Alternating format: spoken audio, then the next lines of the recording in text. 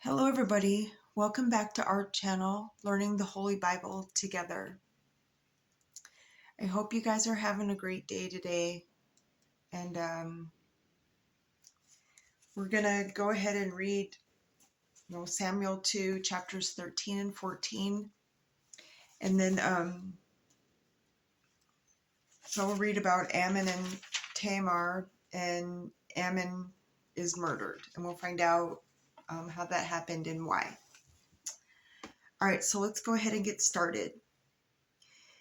And it came to pass after this that Absalom, the son of David, had a fair sister, whose name was Tamar.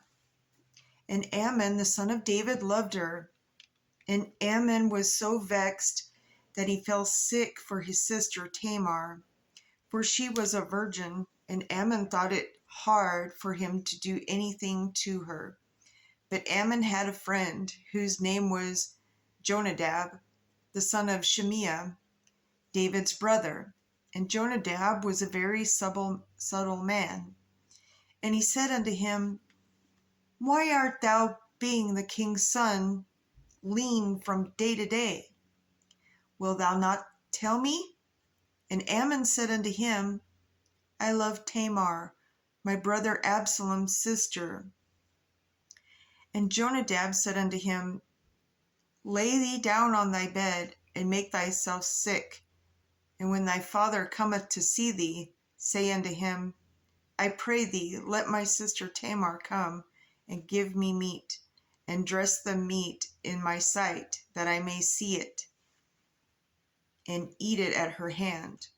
So Ammon lay down and made himself sick. And when the king was come to see him, Ammon said unto the king, I pray thee, let Tamar my sister come and make me a couple of cakes in my sight, that I may eat at her hand. Then David sent home to Tamar, saying, Go now to thy brother Ammon's house, and dress him meat. So Tamar went to her brother Ammon's house, and he was laid down, and she took flour and kneaded it, and made cakes in his sight, and did bake the cakes. And she took a pan and poured them out before him, but he refused to eat. And Ammon said, Have out all men from me. And they went out every man from him. And Ammon said unto Tamar, Bring the meat into the chamber, that I may eat of thy hand. And Tamar took the cakes which she had made, and brought them into the chamber to Ammon her brother. And when she had brought them unto him to eat, he took hold of her, and said unto her, Come lie with me, my sister.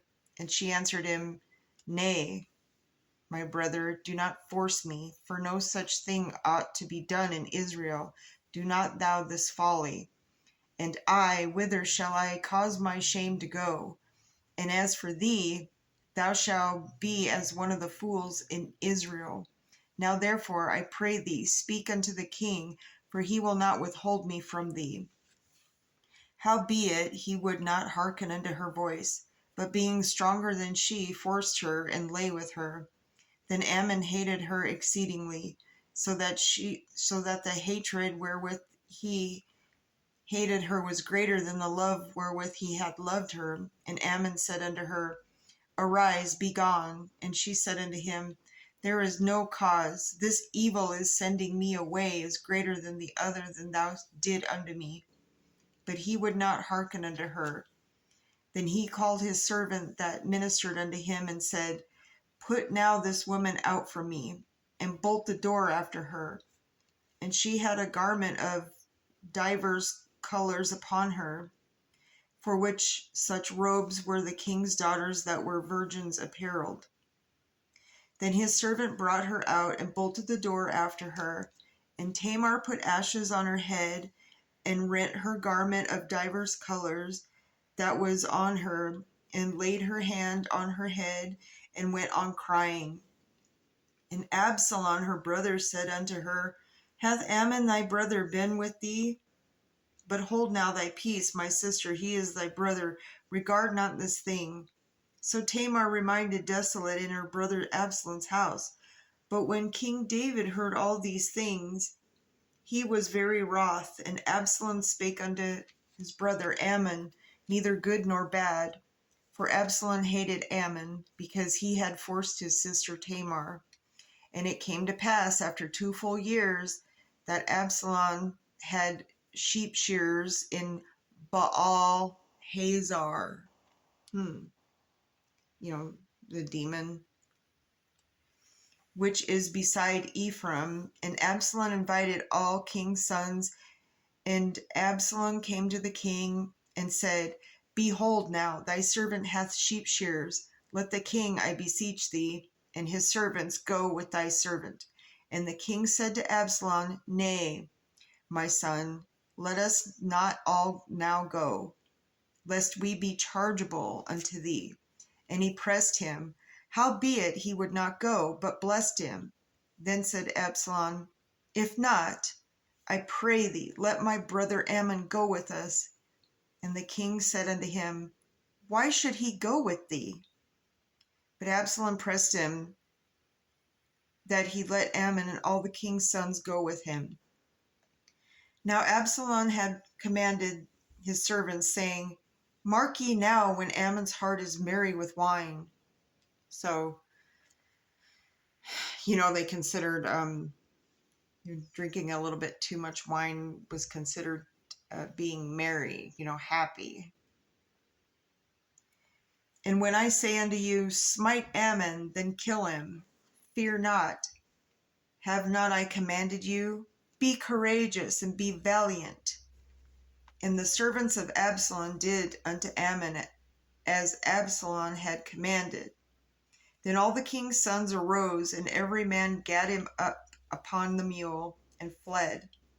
And it came to pass, while they were in the way, that tidings came to David, saying, Absalom has slain all the king's sons, and there is not one of them left.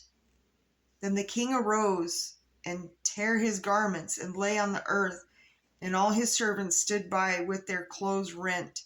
And Jonadab, the son of Shimea, David's brother, answered and said, Let not my lord suppose that they have slain all the young men of the king's sons, for Ammon only is dead.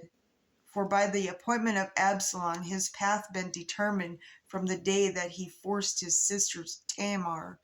Now therefore let not my lord the king take the thing to his heart, to think that all the king's sons are dead, for Ammon only is dead. But Absalom fled, and the young man that kept watch lifted up his eyes, and looked, and behold, there came much people by the way of the hillside beside him. And Jonadab said unto the king, Behold, the king's son come, as thy servant said, so it is. And it came to pass, as soon as he had made an end of speaking, that behold, the king's son came and lifted up their voice and wept. And the king also and all his servants wept very sore. But Absalom fled, and went to Talmai, the son of Ammihud, king of Geshur. And David mourned for his son every day. So Absalom fled, and went to Geshur, and was there 3 years. And the soul of King of David longed to go forth unto Absalom, for he was comforted concerning Ammon, seeing he was dead. Yes, he shouldn't have done that to his sister. So, yeah. That was disturbing. But anyways, all right, we're going to jump into 14 and find out what else is happening. Now Job, the son of Zeruiah, perceived that king's heart was toward Absalom, and Job sent to Tekoa, and fetched thence a wise woman, and said unto her, I pray thee, feign thyself to be mourner, and put on now mourning apparel. They had like clothes for everything, kind of like how the wealthy people, I don't know, they like have clothes for the morning, then they have their afternoon clothes, and then they have their horse riding clothes, and then they have their supper clothes. I mean, that's a lot of change. um, so, and anoint thyself with oil, but be as a woman that had a long time mourned for the dead, and come to the king and speak to this manner unto him. So Job put the words in her mouth. And when the woman of Tekoa spake to the king, she fell on her face to the ground and did obeisance, and said, Help, O king. And the king said unto her, What aileth thee? And she answered, I am indeed a widow woman, and my husband is dead. And thy handmaid had 2 sons, and they 2 strove together in the field. And there was none to part them, but the one smote the other and slew him. And behold, the whole family is risen against thy handmaid. And they said, Deliver him that smote his brother, that we may kill him, for the life of his brother who he slew, and we will destroy the heir also. And so they shall quench my coal with which is left, and shall not leave to my husband neither name nor remainder upon the earth. And the king said unto the woman, Go to thine house, and I will give charge concerning thee. And the woman of Tekoa said unto the king, My lord, O king, the iniquity be on me, and on my father's house, and the king of his throne be guiltless. And the king said, Whosoever saith aught unto thee, bring him to me, and he shall not touch thee any more. Then said she, I pray thee, let the king remember the Lord thy God, and that thou wouldest not suffer the revengers of blood to destroy any more, lest they destroy my son. And he said, As the Lord liveth, there shall not be one heir of thy son fall to the earth. Then the woman said, Let thy handmaid, I pray thee, speak one word unto my lord the king. And he said, Say on. And the woman said, Wherefore then hast thou thought such a thing against the people of God? For the king doth speak this thing as one which is faulty. And the king doth not fetch home again his banished. For we must needs die, and all 4 waters split on the ground, which cannot be gathered up again. Neither doth God respect any person, yet doth he devise means that his banished be not expelled from him. Now, therefore, that I am come to speak of this thing unto my lord the king, it is because the people have made me afraid. And thy handmaid said, I will now speak unto the king. It may be that the king will perform the request of his handmaid, for the king will hear to deliver his handmaid out of the hand of the man that would destroy me and my son together out of the inheritance of God. Then thine handmaid said, The word of my lord the king shall now be comfortable, for an angel of God, so is my lord the king to discern good and bad. Therefore the Lord thy God will be with thee. Then the king answered and said unto the woman, Hide not from me, I pray thee, the thing that I shall ask. And the woman said, Let my lord the king now speak. And the king said, Is not the hand of Job with thee in all of this? And the woman answered and said, As thy soul liveth, my lord the king, none can turn to the right hand or to the left from aught that my lord the king hath spoken for thy servant Job. He bade me, and he put all these words in the mouth of thine handmaid, to fetch about this form of speech. Hath thy servant Job done this thing? And my lord is wise, according to the wisdom of an angel of God, to know all things that are in the earth. And the king said unto Job, Behold now, I have done this thing. Go therefore, bring the young man Absalom again. And Job fell to the ground on his face and bowed himself and thanked the king. And Job said, Today thy servant knoweth that I have found grace in thy sight, my lord, O king, and that king that hath fulfilled the request of the servant. So Job arose and went to Geshur, and brought Absalom to Jerusalem. And the king said, "Let him turn to his own house, and let him not see my face." So Absalom returned to his own house and saw not the king's face. But in all Israel there was none to be much praised as Absalom for his beauty. From the sole of his foot even to the crown of his head was no blemish in him. And when he pulled his head, for it was at every year ends that he pulled it, because the hair was heavy on him, therefore he pulled it. He weighed the hair of his head at 200 shekels after the king's weight. And unto Absalom there was born 3 sons and 1 daughter, whose name was Tamar. She was a woman of fair countenance. So Absalom dwelt 2 years in Jerusalem and saw not the king's face. Therefore Absalom sent for Joab to have sent him to the king, but he would not come to him. And when he sent again the second time, he would not come. Therefore he said unto his servants, See, Job's field is near mine, and he hath barley there. Go and set it on fire. And Absalom's servants set the field on fire. Then Job arose and came to Absalom into the house, and said unto him, Wherefore hath thy servant set my field on fire?